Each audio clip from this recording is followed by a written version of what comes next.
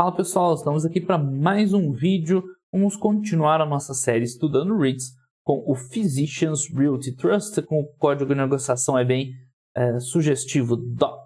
Meu nome é Arthur, eu sou analista de valores imobiliários e estamos na série conhecendo, estudando REITs diferentes. Até o final do ano passado, quem acompanha o canal, lembro que tentei ver REITs mais exóticos, diferentes, para mostrar todo o universo REIT, como é amplo.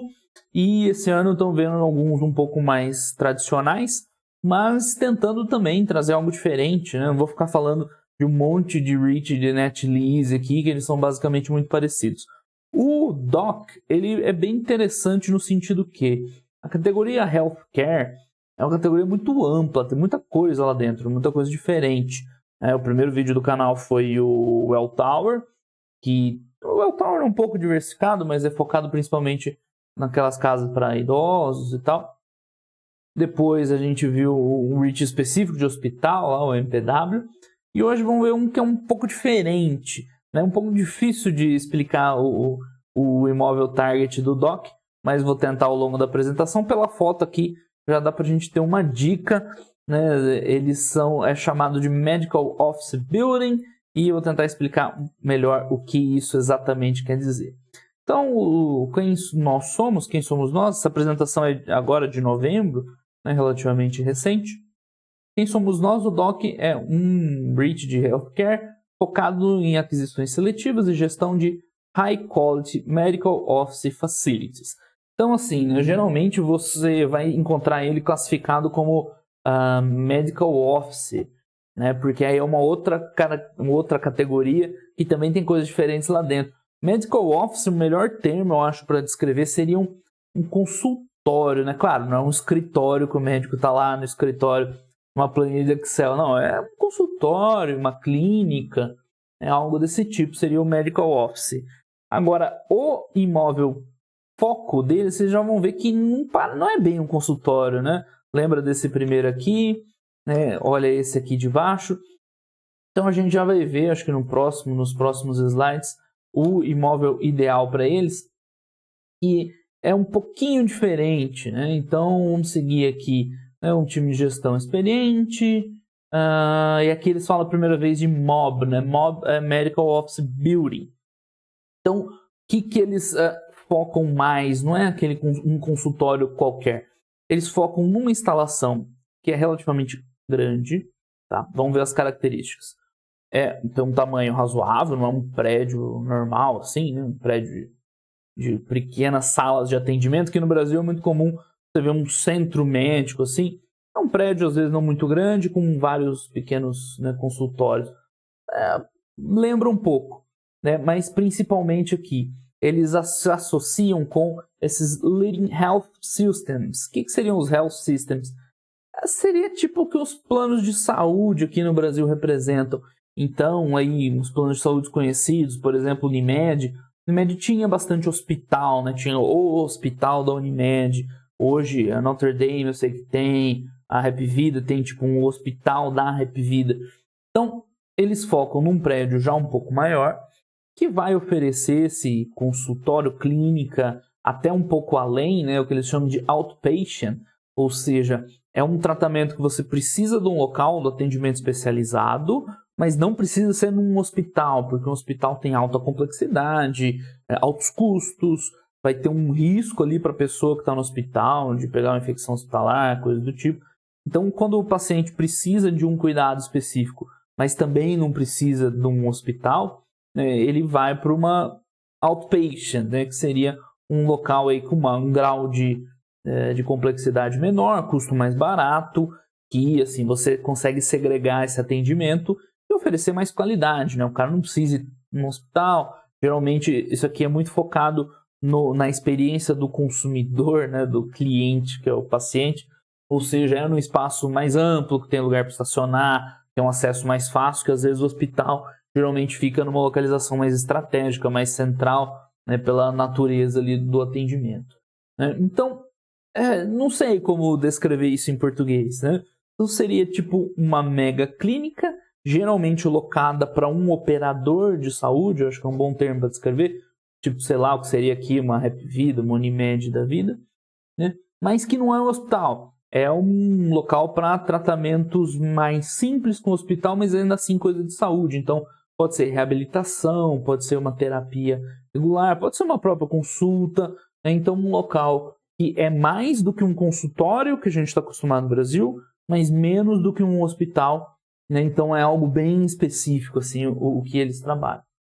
Bom, mais características do DOC, eles estão focados em crédito do inquilino, que é bem interessante, né, para um ativo de real estate, ou seja, eles têm uma preocupação especial com inquilinos que têm um top rate de crédito, que seriam justamente esses health systems, essas operadoras. Que mais? Eles acreditam muito nesse futuro do healthcare, passando por esses off-campus outpatient. Off-campus é que é fora do, sei lá, do complexo hospitalar. Então você tem um hospital, geralmente você tem prédios adjacentes ali para esse tipo de tratamento, né, para esse outpatient, esse processo de menor complexidade, mas o que eles têm são off-campus, ou seja, não tem, é longe do hospital, não tem nada a ver com o hospital, né, é um negócio à parte, como eu falei, geralmente num lugar mais acessível, que é mais fácil para a pessoa chegar, ou enfim, né, passar um tempo lá. Então eles apostam muito nisso, que o futuro do healthcare vai passar mais por imóveis como esses, que são mais econômicos para o operador, porque, né, ele consegue tirar a gente do hospital que custa muito caro para um local mais simples, ele consegue pagar um pouco menos, porque você não precisa ter um prédio lá na localização central, e para o cliente, para o paciente, chamar paciente de cliente é estranho, também é vantajoso, que você não precisa no ambiente hospitalar, tem menos risco, tem uma experiência um pouco mais agradável, e assim, parece bem interessante mesmo essa estratégia. Enfim, crescimento de cash flow deles é bem legal, depois eu mostro lá no Fundamentei a evolução. Então, esse aqui é o resumo do DOC. Eles têm 270 ativos, é bastante. Não é um REIT enorme, tem o portfólio deles está avaliado em 5 bi de dólares, né, um tamanho médio, vamos dizer assim. Tá com a taxa de ocupação de 96%, que é bem sólido. Lembrando, estamos saindo de uma crise, né, da pandemia. Saindo, não digo, né, estamos lá ao longo de uma pandemia, né, 96% de ocupação é excelente, né?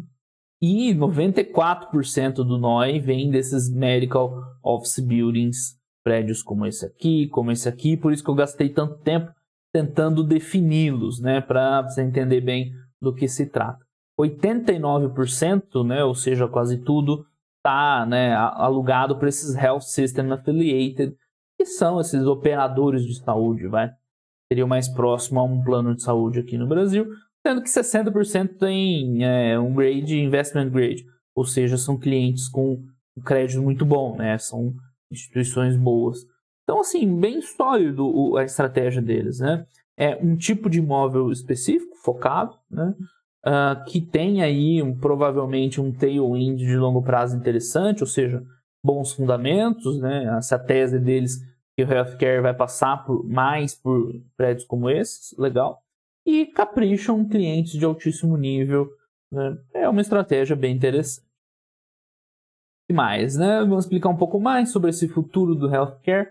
Então aqui, ó, eles estão se comparando com os dois principais concorrentes nesse segmento aí, outros dois REITs. Então eles têm a maior parte do portfólio off-campus, né, ou seja, fora dos complexos hospitalares, né, dentro dos concorrentes, e os inquilinos com o melhor grade. Então, dá para ver que, frente aos pares, eles estão melhor posicionados, né? Então, aqui, veio evolução ao longo do tempo. É um REIT do IPO relativamente recente, não tem aquele histórico de anos, né? Geralmente, o REIT nos primeiros 2, 3 anos ainda ali está, né, engatinhando e tal, até chegar num momento operacional mais sólido. Então, aqui que a gente vê, eles praticamente, né, hoje tudo com alugado para esses health systems, ativos aí, né, de um tamanho razoável, né, larger assets, ou seja, aqueles prédios grandes, né, não é uma clínicazinha pequena, e os clientes aí com nota de crédito excelente. Isso aqui é interessante, esse gráfico mostra de fato em números, né, o porquê é interessante essa estratégia do outpatient para uma empresa que quer explorar o imóvel, né, não fala da parte clínica, mas enfim, lá em 2005, né, você tinha lá um número de leitos hospitalares por 1.000 pessoas e o número de centros lá no outpatient. E a gente vê como inverteu a curva aqui, né, bastante. Claro, né, essa curva invertida aí é uma mágica gráfica, né? Você tem escalas diferentes aqui, mas dá para ver, uma tendência está subindo e outra está caindo. Então você diminuiu o número de leitos hospitalares por população, achei bem interessante esse dado, né? Geralmente o que a gente pensa em cada vez mais leitos, cada vez mais vagas, mas num país que tem aí, né, um sistema de saúde mais maduro, então que eles estão reduzindo o número de leitos hospitalares para tratar essas pessoas que não precisam estar no hospital, né, nesse tipo de facility, né, de imóvel, que são esses outpatient centers. Então é isso, né? Fechamento líquido de hospitais, bem interessante. Eu não tinha ideia que era nesse nível. Enfim, os novos medical offices, geralmente são build suites, né? Faz sentido. Não é qualquer imóvel que você vai botar uma clínica médica, geralmente precisa de uma estrutura aí meio própria. E, enfim, né? O avanço tecnológico, isso aqui é legal também, né? O avanço tecnológico e uma liberação aí de regulação aumentou bastante o número de procedimentos, né? E, enfim, a qualidade desses procedimentos que podem ser feitos fora dos hospitais. É bem interessante isso. Eu tenho né? Minha origem é na área da saúde, é bem legal de ver essa evolução, né? Faz todo sentido, né? Quando você olha do ponto de vista de crescimento de complexidade do atendimento em saúde. E aí, o gráfico de baixo, semelhante ao de cima, mas mostra a questão do on e off campus, ou seja, né, no começo, quando você construía esses outpatients, né, a maior parte era ali próximo ao hospital, né, era dentro do complexo, talvez se acreditasse que você tinha uma sinergia ali com o hospital, mas depois deu para ver que hoje, né, a grande maioria prefere fora do hospital, né, para não misturar esses pacientes, além de dar essa atenção que eu falei, né, de ter uma localização um pouco mais confortável para a pessoa ir, ter custos menores, coisas do tipo. Quem nunca, né, foi no médico e precisou ou parar num lugar bizarro ou pagar caríssimo no estacionamento, num lugar que nem tem estacionamento às vezes, é difícil, você perde aí uma tarde inteira, um dia inteiro às vezes para ir num médico, né? Quem nunca precisou passar por isso. Enfim, em relação à pandemia, né, esses fundamentos eles até exacerbaram um pouquinho. Então essa preferência aí por esses outpatients estarem off-campus aumentou, é meio óbvio, né? Todo mundo fugindo de ambiente hospitalar. Então você expõe esses pacientes menos, né, a um risco ocupacional ali, de estar em contato com gente que tem problemas mais sérios e tudo mais. Enfim, durante a pandemia eles tiveram uma redução de volume, aqui na cliente, né? Tem gente que analisa essas coisas hospitalares igual um shopping center. Então não é tráfego de clientes, né? É o volume de pacientes sendo tratados. Deu uma cortada, isso a gente já falou bastante no canal, né? Quem tinha procedimento eletivo ou um tratamento que podia ser adiado evitou durante a pandemia. Eles até falam de falta de EPIs, né? Derrubou bastante lá o movimento nesses né, imóveis, né? Ou seja, nesses tratamentos. Mas assim que piorou, né? Parece que já voltou, já retornou aos níveis pré-pandemia, né? Assim que passou o auge. A pandemia continua feia, né? Tanto lá nos Estados Unidos quanto aqui.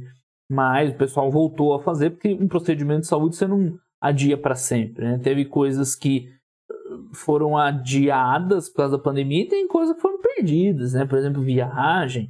Não vai ter uma demanda reprimida, né? As pessoas perderam seus períodos de férias, ou enfim, os negócios. Vão ter novas viagens voltando, mas aquela que deixou de ser feita não volta atrás. Agora, um atendimento médico, assim, por exemplo, né? Aí, pessoa, não sei, coisas muito simples de rotina, a pessoa tem que voltar uma hora e fazer, né? A telesaúde, né? Como é que chama aqui no Brasil? As consultas, eu esqueci agora. Que o próprio CRM liberou agora na pandemia, né? Essa consulta à distância aí. Esse aqui é um ponto não muito óbvio, achei interessante também. Eles acham positivo esse teleconsulta, não lembro o nome aqui no Brasil. Por quê? Porque as pessoas que precisam de coisas muito simples, tipo retorno, eles colocam aqui, faz logo no na teleconsulta. e abre o espaço ali do consultório para quem realmente precisa, que é onde vai agregar mais valor. Então é interessante essa visão, mostra pra gente que nem tudo é tão óbvio assim, né? Às vezes você faz uma análise bem superficial e essas tendências aí de consulta à distância poderiam ser ruins, mas eles consideram boas, porque vai melhorar a eficiência de atendimento num facility desses, e o operador lá vai ganhar mais dinheiro, porque ele vai atender quem precisa mesmo, né, e diminui o custo de atendimento com essa tecnologia. Bem interessante mesmo esse insight. E, enfim, né, mais um ponto que já vimos em outras categorias de imóveis, né, em escritório principalmente, que hoje se valoriza mais espaço, né, lugares amplos, espaçosos, né, devido à pandemia. Aí tá todo mundo aí com neuro de ficar em local apertado com um monte de gente, então tem uma demanda por mais espaço. Se é mais espaço, mais área construída, né, mais demanda aí pro REIT. Então interessante mesmo os fundamentos deles. Tem umas perguntas aqui de opinião, né, mostrando que o pessoal prefere mais esses.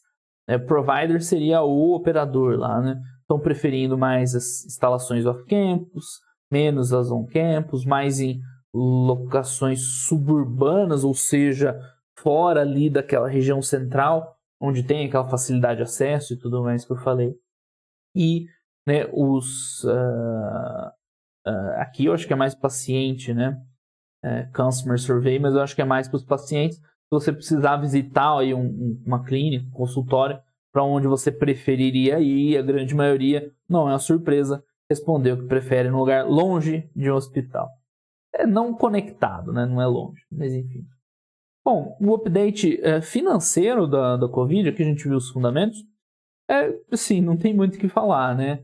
Basicamente, receberam todo o aluguel, 98% de recebimento deve ser um nível normal. Eles né, abonaram aí muito pouco deferral, não é abonar, né, jogar para frente, adiar. Pouquíssimo, menos de 1%. E tem 0,8% quando está pagando, ou seja, está bem, bem tranquilo. Né? Tem que ter uns detalhes aí desse adiamento. E a gente vê que mesmo no auge da pandemia, né, estava 99%, 98%, ou seja, impacto mesmo financeiro para eles, né, praticamente nenhum. E sem contar esses fatores que ajudam aí no longo prazo. Inclusive, conseguiram renovar bem aí os aluguéis que estavam vencendo. Então, impacto financeiro mesmo, praticamente nenhum. De novo, comparando com esses dois pares, esses dois REITs de healthcare que eles acham parecidos, né, devem ter essa mesma estratégia. O DOC tem o melhor performance nesse Funds Available for Distribution. Não sei porque que eles usaram essa métrica aí, mas deve ser um FFO, né, imagino eu. Funds Available for Distribution deve ser um FFO menos CAPEX, né, uma coisa assim, por exemplo. Enfim, é um dinheiro que poderia ser distribuído. Você vê que eles foram o único que cresceram. Bom, é um que cresceu 2 dígitos, né? Os outros aí ficaram meio flat. Isso provavelmente deve ser porque eles têm imóveis melhores, né? A gente viu aquelas outras métricas, olha mais algumas aqui. Então eles estão com 96% alugado, né? Maior que os pares, que não é ruim também dos outros, mas deles é melhor. Os inquilinos têm um rate de crédito melhor, né? 60 contra 40 e poucos. O prazo dos contratos de aluguel deles são maiores, o que é sempre bom, né? Quanto maior o prazo, mais tranquilo, mais previsível é pro REIT. E o CAPEX recorrente, né, sobre cash NOI, o que é isso aqui? Seria um CAPEX de manutenção, né, desses imóveis sobre a receita, né? Cash NOI, o NOI deve desconsiderar alguma coisa num cash ali. É o menor, ou seja, eles precisam gastar menos dinheiro para manter esses imóveis. Então, provavelmente, né, por essas métricas, deve ser um portfólio mais novo, né, de prédios mais modernos, por isso que eles conseguem esses números aqui. Né? Isso aqui é consequência, a causa deve ser um portfólio de qualidade maior, né, para simplificar as coisas. Né? O vencimento dos contratos deles está lá para frente, né, até 2024. Só vai vencer 20% dos contratos, ou seja, o prazo é bem mais longo mesmo, bem mais que os pares. Então, de fato, ele parece estar bem melhor posicionado que REITs que fazem a mesma coisa que ele. Né? Em relação ao portfólio, ele é bem diversificado geograficamente. A cidade MSA, a gente já falou aqui, são áreas metropolitanas, né? Metropolitan, não sei o que, area. Ou seja, seriam as regiões próximas às grandes cidades. A principal, onde eles têm a maior parte da área, né, de locação, é Atlanta. E depois Dallas, Louisville, Phoenix. Ou seja, bem diversificado, né, no país inteiro. Tirando os países aí, uns estados da meiuca aí, Idaho, Utah. Mas está lá boa parte dos estados, boa parte das grandes cidades. Né, você vê, é bem próximo às grandes cidades, né? São Francisco, em Seattle, no Texas também várias, na Flórida, bem perto das grandes cidades. Tem algumas regiões de maior concentração aqui, mas provavelmente devem ser áreas mais baixas, né? Áreas de locação mais baixa. No Nebraska tem bastante, tem uns lugares específicos aqui. Então, o mais legal é o de baixo, né? Quando eu vi que o business deles eram esses prédios bem específicos, eu imaginei que era meio concentrado em Health System Affiliated, né? Falar, não vão ter muitos inquilinos, porque já é um imóvel específico e eles são muito criteriosos com crédito, né? As duas coisas. Então não ia sobrar muito inquilino, mas para minha surpresa, é bem pulverizado em termos de inquilino. E note que aqui não é um médico ou uma clínica médica, são grandes redes geralmente, né? Ou hospitais grandes, enfim. E é bem pulverizado, né? O maior é 5%. Então, né, os top 10 aqui deve dar bem pouco, né, o resto deve ser bem mais pulverizado. Então é bem legal que eles não têm esse risco de um inquilino único, né, é bem diversificado. Os principais todos estão pagando em dia, normal. Então, bem legal os fundamentos. Em relação à liquidez, que foi uma preocupação de quase todo ativo aí durante a crise, enfim, eles têm um rate ainda investment grade, né, para o lado de baixo. É aquele padrão REIT, né? Dívida líquida EBITDA quase uns 5%, meio padrão. Tem investment grade, tem linha de crédito pré-aprovada.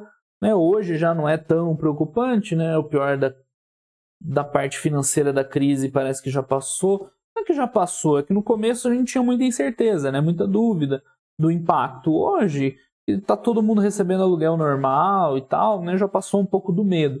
Mas, enfim, tem lá, né, os fundamentos. A dívida deles vai vencer só lá na frente, 27, 28 grosso. O vencimento principal deles aqui em 2023, ou seja, tem 1 ano e meio, 2 anos tranquilos em relação à caixa. E, enfim, aqui tem um monte de indicador financeiro, nem precisa ver tudo isso. Né? Tem lá a dívida líquida EBITDA quase 5%, né? O loan to value está nos 30%, tranquilo. A dívida, boa parte é unsecured, ou seja, não está atrelado a imóveis, que é sempre bom, porque é uma dívida mais flexível para você rolar, né, pagar, liquidar, jogar para frente. Né, você não tem um imóvel lá preso como garantia. Né, e aqui esse maintenance of unencumbered assets seria tipo assim, a dívida em relação aos imóveis que eles têm unencumbered, ou seja, que não estão como garantia de outro empréstimo, ou seja, né, se precisasse liquidar o REIT, né, eles têm 3 vezes, um pouco mais de 3 vezes mais imóveis, mais valor nos imóveis do que a dívida, ou seja, né, venderia uma parte dos imóveis, pagaria a dívida e vida que segue. Esse tipo de indicador a gente não costuma olhar, porque dívida líquida e EBITDA, ele vai piorar primeiro, né? Se você chegar nesse ponto aqui, você já está com uma empresa em sérias dificuldades. Então, para a gente que é sócio, você vai acompanhando aqui. Quando dívida líquida desanda, geralmente você já não vai estar mais no REIT a ponto de precisar, né, avaliar esse tipo de... É mais indicador de crédito, coisa do tipo. Mas, enfim, curiosidade para quem quiser ver. Tem outros aqui, é mais ou menos a mesma coisa. Não muda muito. Então, a relação ambiental, eles têm uma pegada verde lá. Os prédios, pelo visto, são mais modernos que a concorrência e tudo mais. É isso, é uma apresentação bem simples deles, né? Se a gente quiser dar uma olhada aqui nos financeiros, fundamentei só para complementar. Falei, é um REIT relativamente longo, né? Então é normal ser um pouco mais volátil. A gente vê aqueles REITs com a curva linda, REITs que já tem 20, 30, 40 anos, né? É mais normal. E a gente vê que, assim, ele sai de um operacional ali meio difícil até chegar num ponto mais, mais estabilizado, que enquanto REIT vai adquirindo os imóveis e tal, é normal ter uma dívida mais alta no começo, mas hoje acho que já está bem maduro, né? Ter uma dívida normal para REIT, gera bastante caixa, né? Distribui quase todo o FFO, né? Um pouquinho menos do FFO, tá com yield legal, né? O mercado tá batendo bastante. Então, bem redondo o número dele, né? Não dê tanto valor esse histórico aqui, porque, né, é histórico e no começo é normal o REIT ter números piores assim. Então a gente vendo aqui, ó, por exemplo, a evolução de FFO, né, que é talvez o indicador mais importante para REIT, né, não tem muito o que falar. Né? É até um pouco demais também. Você nem deve levar essa dívida alta para o lado ruim, nem isso aqui para o lado bom, porque não deve crescer nessa mesma taxa no futuro, deve dar uma estabilizada, né, crescer um pouco menos. Mas é isso, olhar as outras métricas, né, receita crescendo, EBITDA crescendo, enfim, que mais, né, o dividido per share, você vê que está tranquilo também, não tem diluição, né, é FFO per share, né, FFO per share, né, não está diluindo o acionista, tá tranquilo, né. É um REIT que eu achei bem sólido, uma tese de investimento interessante, gostei, me convenceram a tese deles, tá com bons números financeiros, tem uma dívida tranquila, não é aquele mega negócio que você vê, porra, tem um fundamento violento para dobrar, né, no futuro, né, tipo data center, tipo os last mile, né?